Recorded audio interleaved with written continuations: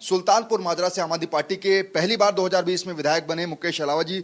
मुकेश जी, सबसे पहला सवाल, नई कैबिनेट में आप जुड़ने जा रहे हैं, कैसा लगा उस दिन जब ये आपको फोन आया और क्या कोई उम्मीद थी कि आप मंत्रिपरिषद में शामिल होंगे? नहीं, मैंने तो कभी सोचा नहीं था, डिस्कस नहीं हुआ था कभी भी, लेकिन मैं लगातार काम करता रहता था अपने क्षेत्र में। तो केजरीवाल जी को मेरा काम अच्छा लगा कि ये लगातार अपने फील्ड में काम करता रहता है। पार्टी का जो भी काम था वो सारे काम किए थे, तो उसका मुझे रिजल्ट मिला और उसका पुरस्कार मिला एक तरीके से। और केजरीवाल जी ने मुझे मौका दिया कि ये जब अपने एरिया में सबसे अच्छा काम करता है तो मंत्रालय भी अच्छा संभालेगा। और मेरे में गट्स हैं, मंत्रालय जो मुझे मिला है मैं उसमें भी अच्छा करके दिखा दूंगा।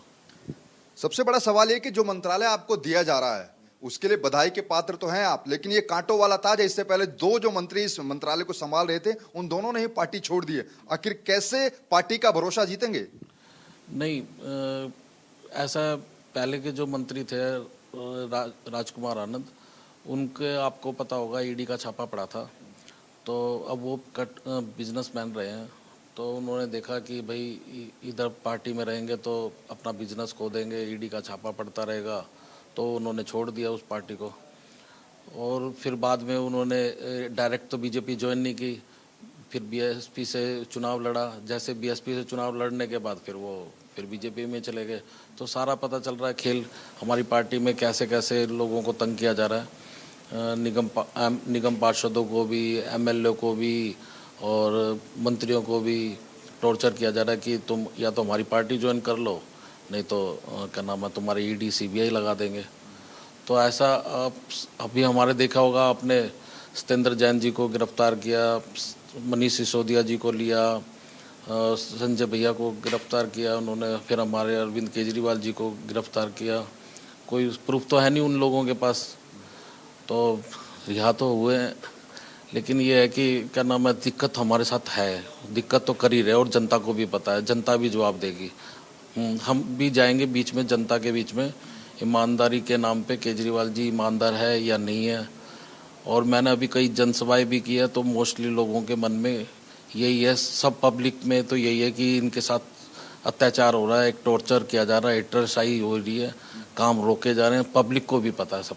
पिछले 1-1.5 साल की बात करें तो आम आदमी पार्टी काफी संकट के दौर से गुजरी है। आपके तमाम बड़े नेता जेल में रहे, अरविंद केजरीवाल, मनीष सिसोदिया हो, संजय सिंह हो, लेकिन अब चुनाव में ज्यादा वक्त बचा नहीं है। ऐसे में आपको जो है वो एक नाइट वॉचमैन के तौर पर दिल्ली कैबिनेट में शामिल किया गया है।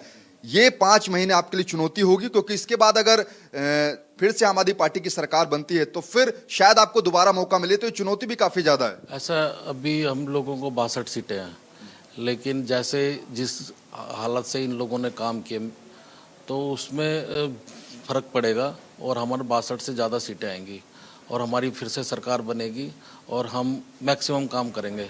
जो हम लोगों को पता चल रहा है ये क्या क्या काम रोकते हैं, फिर हम उसी के हिसाब से काम करना शुरू करेंगे कि ये काम रोक रहे हैं तो हम दूसरे तरीके से काम करवाएंगे, लेकिन करवाएंगे काम जरूर तरीके से। जो विभाग आपके पास था उसी विभाग के मंत्री राजेंद्र पाल गौतम रहे हैं, अभी कांग्रेस में शामिल हुए हैं। कांग्रेस में शामिल होने के वक्त उन्होंने एक लेटर लिखा था, उसमें उन्होंने तमाम बड़े आरोप लगाए थे कि पार्टी दलितों के साथ खड़ी नहीं होती है, पार्टी दलितों का सम्मान नहीं करती है। आखिर उन चीजों से, उन आरोपों को कैसे आप पार पाएंगे? ऐसा देखो, केजरीवाल जी दलितों का बहुत सम्मान करते हैं। हमारी पार्टी का जो झंडा है उसमें भी आप देखोगे पीला रंग जो है भगत सिंह का प्रतीक है और जो नीला रंग है वो बाबा साहब भीमराव अम्बेडकर प्रतीक है। हम लोग जो भी, आप लोग जो भी चैनल देखोगे, कोई ऑफिस देखोगे, देखा होगा आप लोगों ने, तो ऑफिस में हमारे मोस्टली भगत सिंह की और बाबा साहब अम्बेडकर की फ़ोटो लगी होती है। तो बाबा साहब को मानते हैं। और सिसोदिया जी भी आए थे, तब भी उन्होंने सबसे पहले यही बात बोली थी कि बाबा साहब के संविधान के कारण से मैं आज बाहर हूँ, और केजरीवाल जी भी इसी कारण से बाहर है, बाबा साहब के संविधान के कारण से। हाँ, वो उन्होंने कुछ बोला है, लेकिन वो उनकी विचारधारा है, लेकिन हम लोगों को कहीं से ऐसा नहीं लगता है कि यहाँ पर कोई दिक्कत हो रही है, कोई दलितों का कोई अपमान हो रहा है। उनको तो बस ये है कि उनको उधर से हटा दिया था, तो उनको पीड़ा इस चीज़ की, तो उन्होंने ऐसा कहना शुरू कर दिया। इसके अलावा प्राथमिकताएं क्या होंगी, क्योंकि आप काफी सालों से अपने एरिया में रह रहे हैं? कौन सी ऐसी दलितों की समस्याएं हैं जो कि अगले 4-5 महीनों में प्रायोरिटी देख पर रहेंगी आपकी? ऐसा अभी तो एक जय भीम मुख्यमंत्री योजना है, उसको आगे बढ़ाएंगे, उसको और मजबूती तरीके से लेके आएंगे कि इसको लोगों तक पहुंचाएं ज़्यादा से ज़्यादा।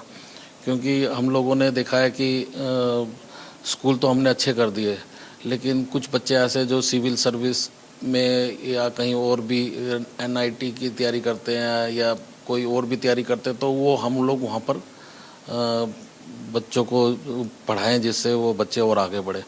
इस टाइप की भी योजना और भी कई योजनाएं, जैसे विधवा पेंशन रुकी है, पेंशनें 5-5 महीने में आ रही है, उसको पूछा जाएगा कि पेंशन क्यों इतनी लेट हो रही है।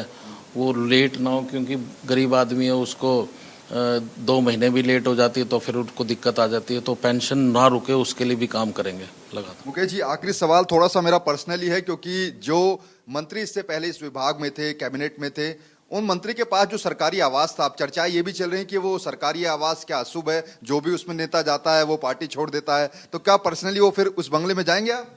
हाँ, ये मुझे भी वो था कि क्या नाम, वहाँ दिक्कत तो है, लेकिन फिर भी एक बार चर्चा करेंगे, अपने मुख्यमंत्री से बातचीत करेंगे क्या है उसमें, देखेंगे। तो देखिए, मुकेश अलावा जो कि दिल्ली कैबिनेट में नए चेहरे के रूप में शामिल हुए, आज मंत्री पद की शपथ भी लेंगे, लेकिन उनके सामने चुनौती रहेगी कि उनके पास जो हल्के यानी कि काफी कम समय 5 महीने मिले हैं, उसमें आखिर वो अपने समाज के लिए और अपने मंत्रालय के लिए क्या कुछ काम कर पाएंगे, देखना बड़ा दिलचस्प होगा। कैमरा पर्सन विवेक के साथ नमित त्यागी, जनतंत्र टीवी।